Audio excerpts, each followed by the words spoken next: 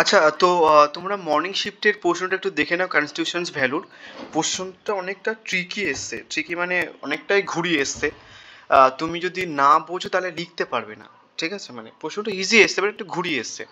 And আমি তোমাদের কি বলেছিলাম যে যারা মর্নিং শিফট আছো তোমরা কোন কোন শিফট ফলো করবে, যারা মনে হচ্ছে কমেন্ট করে জানাতে পারো। যারা মর্নিং শিফট আছে তোমাদের কি বলেছিলাম যে প্রিভিয়াস ইয়ারের ডে শিফট এবং হচ্ছে কি যে ইভিনিং শিফট ফলো করতে। তা দুটো কোশ্চেন 100% কমন পেয়ে যাবে। এই যে সাংবিধানিক মূল্যবোধ, পিভিএসআর দেখাচ্ছি, সাংবিধানিক মূল্যবোধ, এটা মডেল ওয়ানের কোশ্চেন্স। তো কি বলেছিলাম, ডে শিফট আর ইভিনিং শিফট ফলো করতে। দেখো সাংবিধানিক মূল্যবোধ, আচ্ছা এটা মডিউল, সাংবিধানিক মূল্যবোধ কোথায়, এই সেই সাংবিধানিক মূল্যবোধ ইভিনিং শিফটে চলে এসছে, মানে ইভিনিং শিফটের প্রশ্নটা দিয়ে দিয়েছে, ঠিক আছে? তাহলে মডিউল ওয়ান থেকে একটা প্রশ্ন 100% কমন। এটা এই যে মৌলিক অধিকারগুলোই লিখতে হতো, জাস্ট একটুখানি ঘুরিয়ে আদ্য লিখতে হতো, ঠিক আছে? মৌলিক অধিকারগুলো লিখে একটুখানি বলতে হতো জাস্ট, তাহলে হয়ে যেত মৌলিক অধিকারগুলো, ঠিক আছে? তাহলে হচ্ছে কি যে তোমার এটা হয়ে গেল। তাহলে একটা প্রশ্ন তোমাদের যেটা যেরকম ভাবে বলেছিলাম দেন সেরকম ভাবে নর্মালি হচ্ছে কি যে এই প্রশ্নটা বলতে গেলে ডে শিফট থেকেও দিয়েছে। কেন বলে মৌলিক অধিকারগুলো সংখ্যা কটে, মৌলিক অধিকারগুলো নর্মালি লিখলে তুমি দেন তারপরে হচ্ছে কি সেগুলো একটু সম্বন্ধে বললে হয়ে যেত। ওকে, নেক্সট হচ্ছে কি যে আরেকটা কি প্রশ্ন দেখো এসেছিল, ভারতীয় সংবিধানে মৌলিক কর্তব্যগুলো ভালো নাগরিক তৈরির মূল্যবান নির্দেশিকা হিসেবে কাজ করে, তুমি ব্যাখ্যা করো। এটা হচ্ছে কি যে মৌলিক কর্তব্যগুলো লিখলে হয়ে যেত, জাস্ট একটুখানি ট্যাগটা লাগাতে হলো ভালো নাগরিক হওয়ার যে ব্যাপারটা।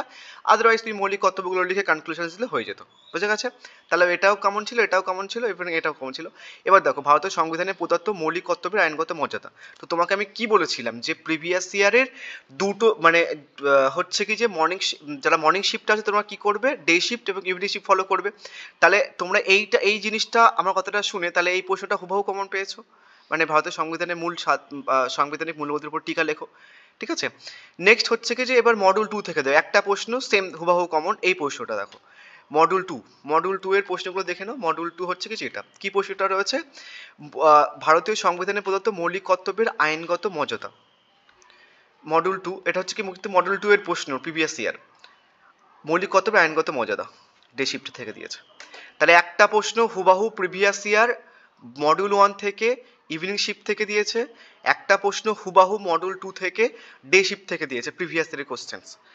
আমি যেটা বলেছিলাম যে প্রিভিয়াস ইয়ারের কোশ্চেন্স রিপিট হবে সেটা ম্যাচ খেয়ে গেছে, এবং বাকি দুটো কোশ্চেন্স ঘুরিয়ে এসছে, মানে তোমাকে একটুখানি বুঝে তারপর লিখতে হতো।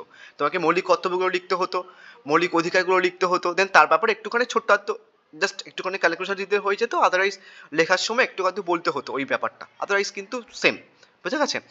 সো ডে শিফটের জন্য একটা জিনিস বলবো তোমাদের, যারা ডে শিফট আছো, এখানটায় যেহেতু হচ্ছে কি যে মৌলিক অধিকারের বৈশিষ্ট্য চলে এসেছে, তোমরা মৌলিক কর্তব্যের বৈশিষ্ট্যটাও কিন্তু দেখে যেও একটু, ঠিক আছে? আদারওয়াইজ প্রিভিয়াস ইয়ারের যে দুটো জিনিস বললাম, তোমরা যারা ডে শিফট আছে তোমরা হচ্ছে কি যে মর্নিং শিফট 2024-এর প্রশ্ন এবং ইভিনিং শিফট 2024-এর প্রশ্নটা দেখে যাবে। অ্যান্ড আমি যেটা দেখেছি যে সেম ইয়ারে হচ্ছে কি যে কোশ্চেন্স রিপিট হয় না, মানে এই যে মর্নিং শিফটে যে তোমাদের যে প্রশ্নগুলো, এগুলো হচ্ছে কি যে ডে শিফট বা হচ্ছে কি ইভিনিং শিফটটা দেয়নি এর আগের বারে। তাও তোমরা দেখে যেও, সমস্ত অ্যান্সার্স তো পিডিএফ এর মধ্যে রয়েছে।